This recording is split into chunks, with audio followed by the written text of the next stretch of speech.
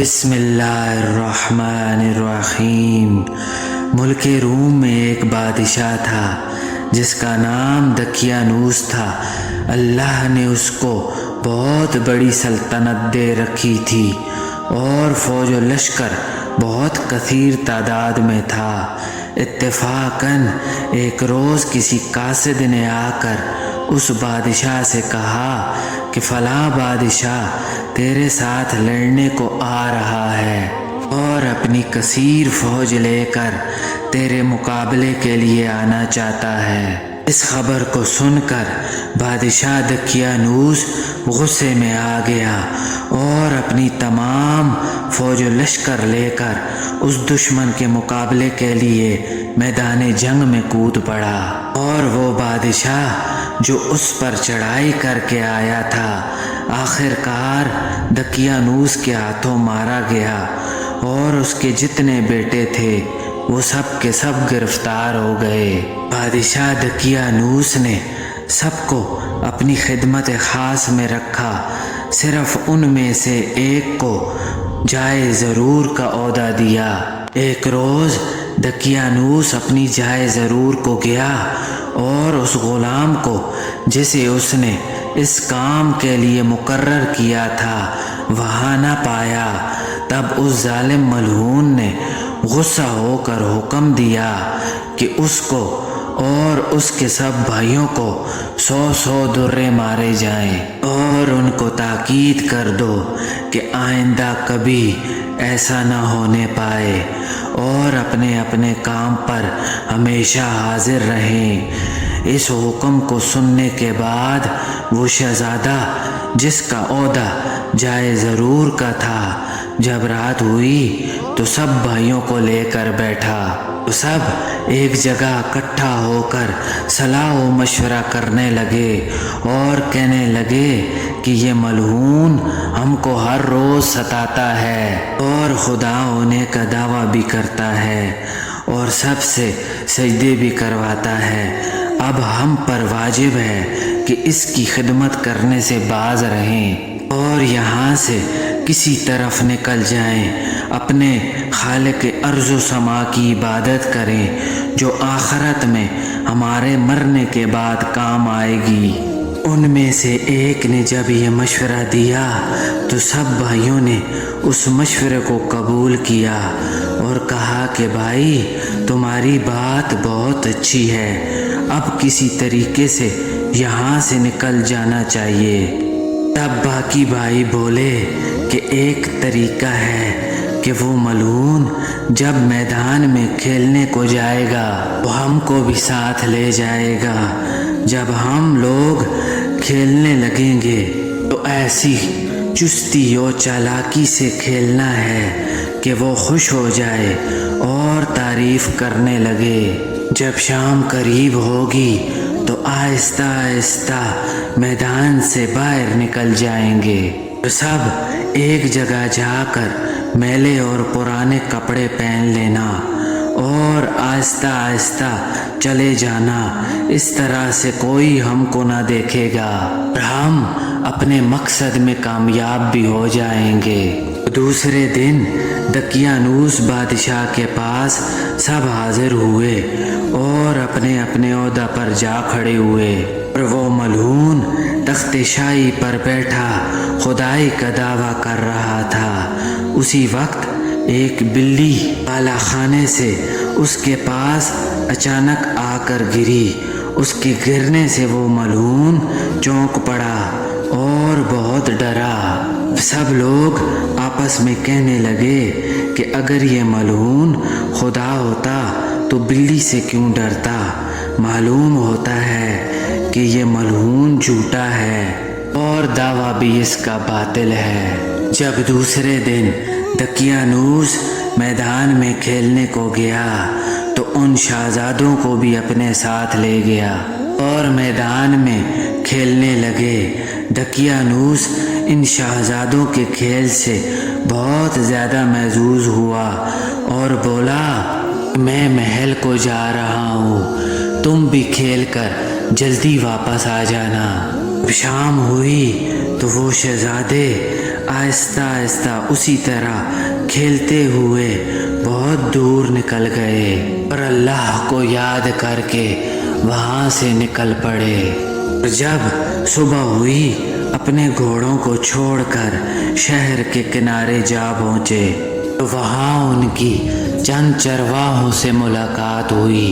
تو چرواہے کہنے لگے، اے عزیزو، کہاں جاتے ہو؟ شہزادے کہنے لگے کہ ہم لوگ خالق ارض و سما کی طلب کو جاتے ہیں۔ چرواہے کہنے لگے کہ وہ کیسا ہے جسے تم لوگ چاہتے ہو؟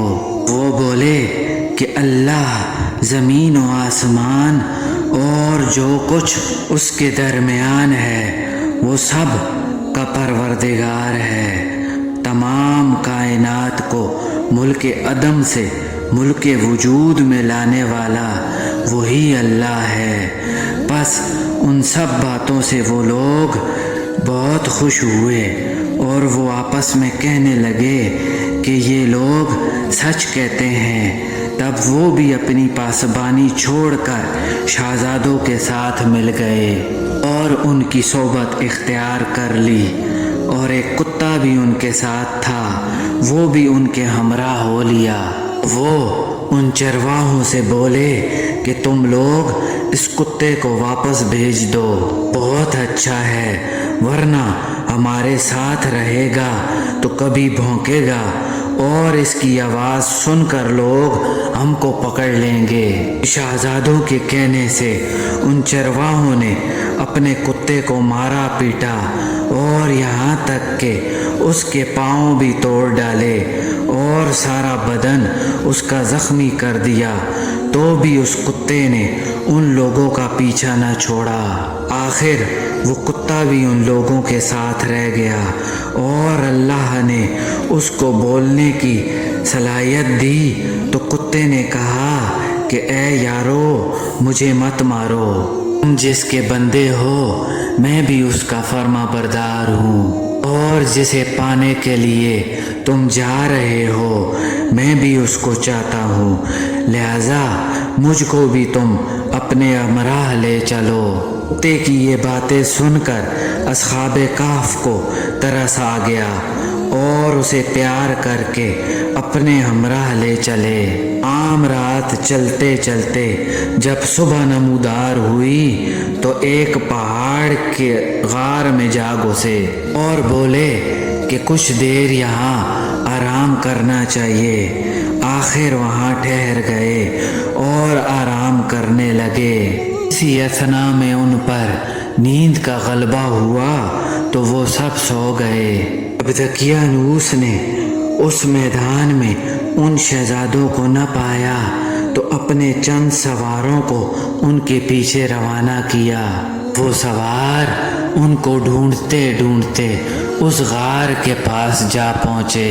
اللہ کے فضل و کرم سے اس غار کا منہ چیونٹیوں کے بل کے برابر ہو گیا۔ سواروں نے ان کو بہت ڈھونڈا لیکن وہ ان کا نام و نشان تک نہ پا سکے۔ آخر مجبور ہو کر واپس چلے گئے۔ ان شہزادوں پر اللہ کی طرف سے ایسی نیند طاری کی گئی کہ وہ تقریباً 300 برس تک سوتے رہے، اور جب 300 برس بعد نیند سے بیدار ہوئے تو اصحاب کہف پر بھوک کا غلبہ تھا۔ ان میں سے ایک کا نام یملیخا تھا۔ انہوں نے یملیخا کو روٹی لانے شہر بھیجا۔ اس کے پاس دقیانوس بادشاہ کی حکومت کے سکے تھے، وہی لے کر وہ روٹی لینے گیا تو تنور والے نے یملیخا سے پوچھا، میاں یہ سکے کہاں سے لائے ہو؟ کہیں تم کو کوئی خزانہ تو نہیں ملا؟ کیونکہ ان سکوں پر دقیانوس بادشاہ کا نام ہے۔ اس بادشاہ کو تو مرے ہوئے صدیاں گزر چکی ہیں۔ اب تم ایسا کرو کہ مجھے بھی اس کا کچھ حصہ دو، ورنہ میں تم کو موجودہ بادشاہ کے پاس لے جاؤں گا۔ اور وہ تم سے سارا خزانہ چھین لے گا۔ مجبوراً یملیخا نے اس سے اپنا سارا قصہ بیان کیا۔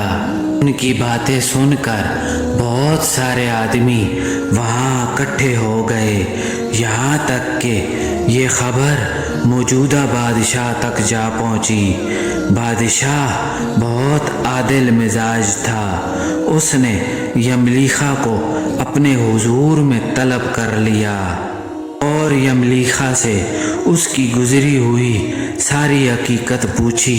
بادشاہ کے پوچھنے پر یملیخا نے کہا کہ ہم بہت سارے لوگ ہیں اور دقیانوس بادشاہ کے ظلم سے بھاگ کر فلانے پہاڑ کے غار میں چھپ گئے تھے، اور کچھ عرصہ کے بعد جب ہم لوگ اپنی نیند سے بیدار ہوئے تو بھوک برداشت نہ کر سکے اور باقی لوگوں کو وہیں بٹھا کر میں اکیلا روٹی لینے کے لیے شہر آیا ہوں۔ بادشاہ یہ سن کر بہت حیران ہوا۔ بادشاہ نے علماء کو بلوایا اور پھر ان سے پوچھا کہ کیا تم لوگ بتا سکتے ہو کہ بادشاہ دقیانوس کون سے زمانے میں گزرا ہے؟ علماء بادشاہ سے کہنے لگے، جہاں پناہ جو باتیں یملیخا نے آپ کو بتائی ہیں وہ سب سچ ہیں۔ ہم لوگوں نے تاریخ میں پڑھا ہے کہ دقیانوس بادشاہ بڑا ظالم تھا اور دعوی خدائی کا بھی کرتا تھا۔ موجودہ بادشاہ بہت عادل اور منصف مزاج تھا۔ یہ حقیقت سن کر یملیخا کے ساتھ اس غار میں جانے کا عزم کیا اور نہایت شان و شوکت کے ساتھ اس غار پر جا پہنچا۔ یملیخا نے بادشاہ سے کہا کہ اگر آپ اس شان و شوکت اور دبدبے کے ساتھ ان کے پاس جائیں گے تو وہ لوگ آپ کو دیکھ کر ڈریں گے اور کسی دوسری جگہ جا کر چھپ جائیں گے۔ مناسب ہے کہ آپ یہاں ٹھہریں اور میں جا کر ان لوگوں کو آپ کے آنے کی خبر دیتا ہوں اور ان سے یہ بھی کہتا ہوں کہ دقیانوس بادشاہ اب اس دنیا میں نہیں رہا اور اب مسلمان بادشاہ ہے، آؤ شہر کو چلتے ہیں۔ یہ بات کہہ کر یملیخا اس غار میں چلا گیا اور تمام احوال جو اس پر گزرا تھا وہ ان لوگوں سے جا کر بیان کیا۔ وہ لوگ کہنے لگے کہ ہم کو اب کھانے پینے کی کچھ حاجت نہیں اور ہم کو دنیا سے بھی کچھ غرض نہیں، ہم کو تو اپنے اللہ سے ہی کام ہے۔ یہ کہہ کر پھر وہ لوگ سو گئے۔ جب یملیخا واپس نہ آیا بادشاہ نے اس غار میں جانے کا ارادہ کیا، لیکن وہ اس غار میں جانے سے قاصر رہا۔ آخر بادشاہ اور اس کے ساتھی نا امید ہو کر واپس چلے گئے۔ ایک روایت میں ہے کہ اصحاب کہف کے لیے اللہ نے فرشتے مقرر کیے ہوئے ہیں جو ان کو پہلو بہ پہلو سلاتے ہیں اور کروٹیں دلاتے رہتے ہیں اور جنت کے پنکھے سے ہوا کرتے ہیں۔ وہ لوگ اب تک سو رہے ہیں اور وہ اسی طرح قیامت تک سوتے رہیں گے، اور یقیناً یہ اللہ تعالیٰ کی نشانیوں میں سے ایک نشانی ہے، اور جس کو اللہ چاہتا ہے وہی سیدھی راہ پاتا ہے، اور جس کو وہ گمراہ کر دے تو پھر اس کو کوئی راہ دکھانے والا نہیں۔ واللہ عالم بالصواب۔